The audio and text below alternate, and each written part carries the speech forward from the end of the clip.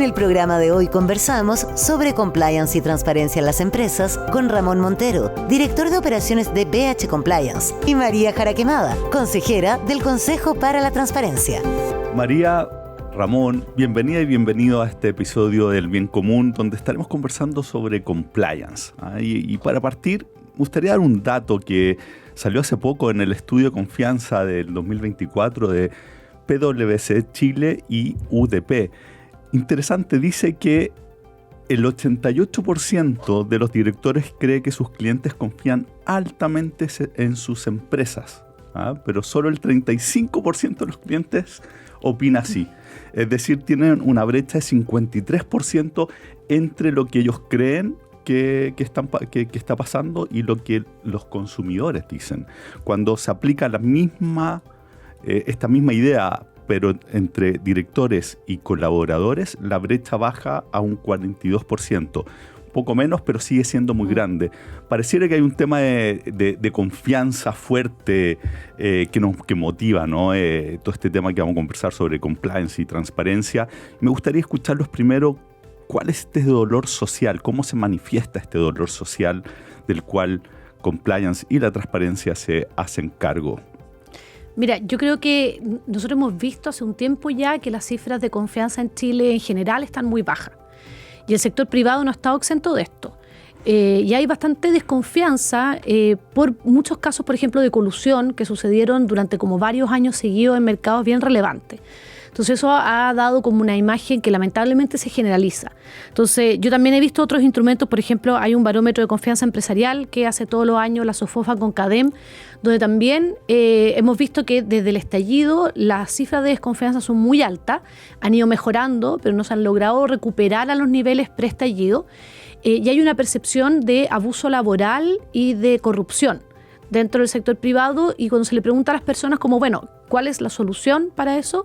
Ellos demandan más transparencia e integridad de parte del sector privado. Entonces yo creo que el compliance viene un poco a hacerse cargo de eso, como el hecho de que las empresas, por mucho que uno no sea consumidor o usuario de una empresa determinada, una visión de que las empresas vienen a cumplir un rol más que individual o de rentabilidad solo para ellas en nuestra sociedad, sino que tienen un rol mucho más relevante y por lo tanto tienen vinculaciones con la ciudadanía, con los consumidores, con el sector público, con otros países también, y yo creo que el compliance viene a hacerse cargo de eso, a generar mejor integridad, mejor cumplimiento en los distintos aspectos que tienen las empresas en nuestra sociedad, con el medio ambiente, etcétera, y por lo tanto ojalá ir como superando esa desconfianza grande que tenemos hacia el sector privado. Ramón. Súper, muchas gracias Alexis por la invitación, absolutamente de acuerdo con lo que dice María Paz. Es divertido esa percepción que tienen los directores de empresas respecto de la confianza que tienen los colaboradores, que la diferencia y ese gap. Yo creo que hay que darles también un baño de realismo a los directores, porque en definitiva no es tan así, no están tan apoyados, no tienen tanta confianza como ellos quisieran. Pero respecto del dolor, yo creo que el compliance de alguna manera es una de las herramientas que viene a colaborar en esta lucha o en esta intención de la prevención de la corrupción. Hoy día hay un montón de cosas que están sucediendo al interior de las empresas, de los organismos públicos, que dañan a la sociedad. Temas medioambientales, temas económicos, temas informáticos hoy día, temas asociados a la libre competencia. Y el compliance de alguna manera viene a contribuir a entregar herramientas para prevenir que estas cosas sucedan, y en ese sentido es una buena noticia. El compliance es positivo a partir de la implementación de estas leyes que hacen responsables a las empresas hace ya casi más de 10 años. El compliance se puso sobre la mesa y se han ido modificando estas normativas con la gran modificación que es la nueva ley de delitos económicos que entró en vigencia el año pasado. Por lo tanto, son buenas noticias, son más herramientas, se están poniendo los temas sobre la mesa. Las cosas van a suceder igual, pero hoy día tenemos más herramientas para prevenirlas, para mirarlas y para resolverlas, ojalá. Bueno, este tema, y de hecho lo que tú decías, María, está muy relacionado con lo que nosotros vemos desde el Observatorio de la Conciencia Empresarial, que tiene que ver con un cambio histórico que estamos viviendo. Porque uno dice, bueno, es que la confianza, ¿por qué cayó? ¿Por qué esta disociación que hay entre los directores, que probablemente son de generaciones más grandes, digamos, con los de los consumidores? Pensar que al 2030 el 50% van a ser entre millennials y centennials. Y eso para nosotros es muy importante porque acá ocurrió un cambio, estamos viviendo un cambio estructural muy profundo, que tiene que ver con lo que nosotros llamamos un profundo cambio de paradigma. Tiene que ver con lo que está pasando con la tecnología, la cuarta revolución industrial, lo que está pasando con el planeta. Hace poco en uno de estos episodios, uno de nuestros invitados decía, estamos consumiendo 1,5 planetas al año. Así en términos, estamos 50% más de lo que es capaz de producir, lo estamos sacando y eso hay que pagarlo en un momento. Y el tercer fenómeno que para nosotros es el más importante es la crisis de sentido. La crisis de sentido tiene relación con la llegada de la posmodernidad producto de la caída de los grandes relatos. Cuando caen estos grandes faros que le decían a la gente hacia dónde ir, los grandes ismos, el cristianismo, el marxismo, marcaban la dirección, hace que caigan todos estos grandes conceptos y dentro de esa caída también caen los empresarios, el concepto del empresariado y la empresa. Y es parte de esta crisis que estamos viviendo en términos de confianza, en donde ya no le creemos a básicamente casi ningún tipo de gran organización o corporaciones, ¿cierto? Y eso acoplado por un quiebre generacional que se produjo. Porque nosotros lo que veníamos viendo, si uno mira hacia atrás, es que cada 10 o 20 años aparecía una nueva generación, pero se encontraba con la anterior que le decía, cuando sea grande, usted manda, claro, ahora mando yo. Bueno, eso cambió con los millennials. Cuando llegan los millennials, se empoderan producto de la tecnología, de esta cuarta revolución industrial, y cambian la relación de poder entre generaciones. Entonces empiezan a exigir ahora estos jóvenes empoderados empiezan a exigir ciertas condiciones que, bueno, entre todo este panorama que estamos hablando, muchas veces cuesta entenderlo desde las posiciones de liderazgo de gente con más años. Por eso que creemos que lo que está pasando tiene que ver mucho con eso. Y por eso lo que propone el observatorio es que necesitamos hacer un cambio del tipo de empresas que requiere la sociedad, en donde si hacia la mitad del siglo XX con mucha fuerza fue muy enfocado en maximizar utilidades, hubo mucho mercantilismo, producto de que como cayeron estos grandes relatos, las personas empezaron a decir, bueno, si no hay un mañana mejor, lo voy a disfrutar hoy. Empezó el consumismo y eso lo aprovecharon evidentemente con el marketing de la empresa y empezamos en este ciclo que estamos viendo que se está ya generando crisis profunda. Y la salida de esto para montarse en este nuevo paradigma y conectar con las nuevas generaciones es lo que nosotros llamamos una empresa consciente. Y la empresa consciente es una empresa que suscribe un propósito superior conectado con un dolor social y construye un modelo de negocio sobre eso, de modo, nosotros llamamos un modelo de valor, de modo que genere valor no solamente para los accionistas, sino, como estaban diciendo ustedes antes, también para la sociedad y el medio ambiente. Y en ese sentido, la transparencia y el compliance son tremendamente importantes. Sí, bueno, de hecho uno empieza a mirar cómo ciertas normativas que fueron como concebidas inicialmente para el sector público, porque bueno, son los recursos de todos nosotros, queremos que nos rindan cuentas, etcétera, empiezan a aplicar también al sector privado. Hoy en día, por ejemplo, la Comisión de Mercado Financiero cada vez va agregando como más deberes de información de cómo se hace el modelo negocio, como señalabas tú. Hoy vemos que las empresas públicas también tienen mucha más intensidad de transparencia y yo creo que hay un cambio de paradigma con todo lo que tiene que ver con las redes sociales y la nueva, en el fondo, información digital. Como tenemos mucho más información, en general las personas se están exigiendo ver más. Ya no es que dé lo mismo cómo haces tú las cosas. Independiente de que si tu producto es bacán y a mí me gusta y cumple con ciertos requisitos, igual las personas están muy pendientes de cómo haces tú las cosas, por qué las haces, cuál es el sentido. Y yo creo que la responsabilidad social empresarial partió como algo quizás como más tímido, quizás a veces como un poco como filantrópico. Así es, era por el lado. Yo seguía haciendo el negocio tal cual y después hacía un cheque como para compensar. Y ahora no, o sea, ahora tú ves como, no sé, empresas grandes de retail, como tienen las mismas iniciativas de que tú vayas a dejar tu ropa y que ellos van a ir reciclando, o sea, cómo se van haciendo cargo como de todo un modelo de negocios muy relevante. Y en ese sentido yo creo que uno está al lado de la transparencia, que tú ves como muchas empresas yo creo que generalmente las que están situadas en distintos países, en las multinacionales, porque en el fondo empiezan a traer prácticas de otros países también, empiezan a publicar más información que legalmente a la cual no están obligadas, pero se dan cuenta de que hay como un consumidor más consciente de que quiere saber en el fondo quiénes son los controladores de la empresa, cómo trabajan, si tienen políticas de diversidad, por ejemplo, cuáles son los cumplimientos de las normativas laborales en otros países, etcétera. Y quizás en Chile nos falta un poco más, porque yo fui parte de Chile Transparente hasta febrero de este año, y Chile Transparente mide la reportabilidad de las empresas, de ciertas empresas chilenas durante distintos años. Y nos dimos cuenta de que había empresas chilenas que operaban en otros países de América Latina y que en Chile transparentaban mucha información, pero en los otros países no lo hacían.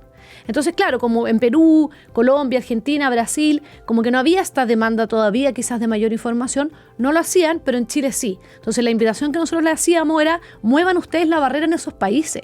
O sea, si ustedes están reportando esa información en Chile, no les cuesta nada replicar lo mismo. Entonces, sean un modelo de transparencia para las otras empresas competidoras suyas en esos países. Entonces, empiecen como ustedes a exportar también buenas prácticas. ¿Y cuál fue la respuesta? Fue bien acogido, como que quizás no se habían dado cuenta, porque claro, ellos no sentían esa demanda como ciudadana en esos países, pero se dieron cuenta que efectivamente que ellos podían como empezar a instalar como buenas prácticas y ser ellos, como que ser vistos como un modelo de transparencia que las otras empresas empezaran a imitar.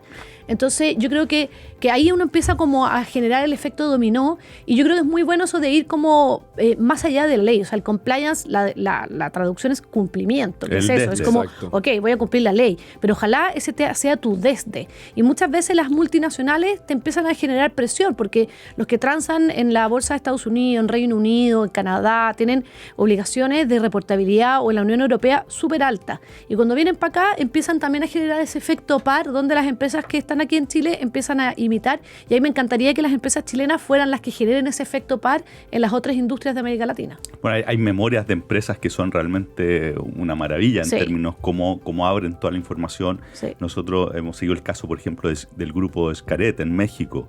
Perfecto. Es un deleite ver esas memorias en donde en todas las dimensiones conectados con lo ODS van mostrando los avances que están haciendo. A eso le llamamos una empresa consciente. Así es. Ramón, esto el compliance llegó con mucha fuerza, partió cuando entramos al OCDE, ¿cierto? Por el 2010. Exactamente, son varias 2014, por ahí. 2009, 2010. 2010. Exactamente. Un poco tomando lo que decías tú respecto del cambio de paradigma y el cambio de la actitud y el cambio del sentido que tienen que tener las empresas, tiene que ver con eso. Nosotros ya hace 10 años que el compliance está sobre la mesa, exactamente por lo que dijiste. Cuando Chile entra a la OCDE para cumplir con los estándares internacionales que exige este tipo de organizaciones, al final nos dijeron teníamos que establecer responsabilidad de las empresas por ciertos delitos, tipificar ciertos delitos asociados a la corrupción y al soborno a los funcionarios públicos. Por lo tanto, la manera en que se gestó esta ley tuvo que ver con la entrada de Chile a la OCDE, pero fue bueno porque de esa manera el compliance se puso sobre la mesa. ¿Por qué? Porque en el fondo lo que se está diciendo es que las empresas hoy día deben y pueden ser responsables por las operaciones que se cometan al interior. Y la manera de prevenir que esto suceda es a través del compliance. Por lo tanto, las empresas se fueron llamadas a implementar controles, a implementar medidas al interior, medidas de integridad para evitar cometer estos delitos y también para defenderse el día de mañana si es que llegara a suceder algo. ¿Y qué fue lo que produjo este upgrade que estamos viviendo ahora con la ley de delitos económicos? ¿Cuál es el cambio? Esta ley principalmente lo que ha hecho es que hace responsables a las empresas por los delitos que se puedan cometer al interior. Ha tenido múltiples modificaciones, el 2016, el 2018, el 2019, el 2020 para la pandemia, pero esta gran modificación, que es la nueva ley de delitos económicos, viene de alguna manera a coronar este proceso. Principalmente porque incorpora un catálogo de delitos tan amplio que en definitiva llega a ser irrelevante el catálogo de delitos y lo que importa es lo que realmente está sucediendo al interior de la organización. Lo que dice la ley es que ustedes deben hacerse responsables por sus operaciones, no solamente por un delito en particular. Todas las operaciones que se ejecuten en el interior de una organización deben ser en el fondo controladas y deben ser objeto de control y de preocupación. Las empresas se deben hacer responsables por las operaciones y por todas sus acciones al interior de la organización. Y tiene que ver con eso, con el cambio de paradigma. Las empresas ya no son unos entes que producen ganancias, son actores en la sociedad, por lo tanto se hacen responsables por lo que se cometa al interior. Y es por eso también que el concepto de compliance está incorporado también en los conceptos de sostenibilidad. Cuando hablamos del famoso ESG, que es medio ambiente, personas y gobernanza, el compliance está en la gobernanza. Por lo tanto, una empresa que no tiene un ambiente de cumplimiento, ya sea a gran escala, una multinacional, pero también a pequeña escala, en el caso de una empresa chica o mediana, no está siendo sostenible tampoco. El compliance está en la G de gobernanza, por lo tanto los elementos del cumplimiento son parte también de este camino hacia la sostenibilidad. ¿Ustedes evalúan como una buena noticia, o sea, favorablemente esta ley en todo sentido? Hay varias... Yo creo que, yo creo que hay aprensión y hay temor. Todo lo que te venga a cambiar un poco tu modo habitual de actuar te genera aprensión, especialmente cuando las implicancias pueden ser cárcel. Claro. Yo creo que, por cierto, pero yo creo que estamos hablando de delitos que son bastante graves y que tienen un impacto más allá de la empresa también, en la sociedad. Entonces, me parece bien que tengan la gravedad que deben tener, pero yo creo que hay que bajar un poco como la aprehensión y el temor, porque al final lo que te está diciendo el compliance o la nueva ley es, tú tienes que ser más consciente de tu actuar. Tú tienes que ser consciente, aunque seas una pequeña empresa o una organización de la sociedad civil, un partido político, una universidad, tienes que ser consciente que efectivamente cuando tú actúas y no tienes esa conciencia de cuáles son tus riesgos, de con quién estás interactuando, etcétera, se pueden cometer delitos. Y por lo tanto, tú tienes que ver cómo previenes esos delitos. Y yo creo que la ley se pone en el lugar, porque, claro, dice, no, es que las grandes empresas, ¿qué pasa con las pequeñas y medianas? La ley lo dice, la ley dice, todo esto es de acuerdo al tamaño, al giro, pero queda el a los criterio, ingresos. Hay harto criterio de por medio. Queda el criterio juez, pero yo creo que cuando tú demuestras de que tú fuiste consciente de esto, que tomaste medidas y mecanismos que tampoco son tan costosos, de verdad que los puedes adaptar a... Yo estoy, por ejemplo, en el comité de auditoría y de compliance de una corporación que ayuda en el fondo a que otras empresas cumplan con la corporación Giro, con la ley REP, con la ley de reciclaje, y ellos son tan conscientes que en el fondo tienen un comité externo de auditoría y de compliance, donde nosotros vamos viendo, porque claro, como interactúan con sector privado y con municipio, hay riesgo. Entonces acá lo que está diciendo es cómo mitigamos esos riesgos. ¿Puede ocurrir? Esto no te lo va a quitar, pero no va a haber responsabilidad para esa empresa, porque esa empresa fue consciente y trató de mitigar. ¿Se pueden cometer los delitos igual? Se pueden cometer igual, pero va a haber una responsabilidad más bien individual y no empresarial. Entonces yo creo que ahí está la diferencia. Ahí está la diferencia. Es no lavarse las manos, es no cerrar los ojos, como que no existe, sino que mostrar de que estás avanzando. Exacto. Lo importante es pregunta, para nosotros en el camino de la conciencia es un camino que es bien personal, a nivel también de la organización, es un paso a paso, donde no es que tengas que llegar a un cierto estándar. Pasa algo parecido acá lo que se va a buscar es que al tomar hacer un juicio respecto a esto en función de los avances que ha tenido, hacia dónde está apuntando al interior de la organización, ¿sí? Absolutamente. Y tiene que ver, como decía la María Paz, que esto es a medida de las compañías. Lo importante es poder probar que hubo una preocupación, es probar que hubo una acción de supervisión, de dirección. Si tú eres capaz de probar que en verdad esto te importaba, las cosas van a suceder igual, el delito se va a cometer igual, pero si tú eres capaz de probar que capacitaste... No va a pasar a la empresa. Exactamente. Tú vas a poder ser capaz de decir, ¿sabes que nosotros teníamos un ambiente de control, invertimos recursos que pueden ser mínimos de acuerdo al tamaño de la compañía, pero yo voy a probar de que había conciencia. Claro. Y si se puede probar eso, la empresa no va a ser responsable. Perfecto. O sea, no hay ningún fiscal que va a formalizar una compañía que sea capaz de probar que realmente tenía un ambiente de control a su medida. Una multinacional se le va a exigir, por supuesto, que capacitaciones, políticas y muchos recursos que se inviertan, pero una pyme, una mediana empresa, basta con poder probar que había conocimiento. Se habló del tema en una reunión, exactamente. Es probar el deber de supervisión y dirección al interior de la organización. Hoy, recordar que estamos hablando con Ramón Montero, gerente de operaciones de BH Compliance. Así es. María Quemada, consejera del Consejo para la Transparencia, ¿cierto? Ahora, en esta ley quedan fuera las municipalidades, ¿no? Sí, ¿Por qué? quedan fuera las municipalidades porque yo creo que muchas de las reglas del sector privado y de los objetivos que tiene esta ley es difícil aplicárselas a ella. De hecho, la sanción más grave que puede tener una empresa o una persona jurídica que infringe la ley es la disolución, y tú no puedes disolver una municipalidad. Por supuesto, pero se podría haber ocupado, sí, digamos, de hecho, encontrado otra forma.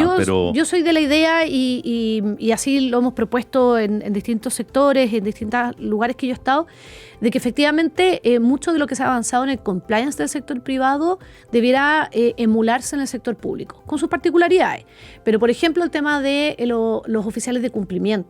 Yo creo que eso ha funcionado bastante bien cuando se hace en serio, de tener personas en el fondo que están constantemente preocupadas de, bueno, prevengamos los riesgos, que esté nuestro personal capacitado, que se estén implementando las medidas, cómo están funcionando los canales de denuncia, etcétera. Y yo creo que eso debiera fortalecerse dentro del sector público. Las unidades de control a veces son muy débiles, o a veces también dependen en su permanencia de la jefatura de turno, y es un poco lo que pasó en el caso de Democracia Viva.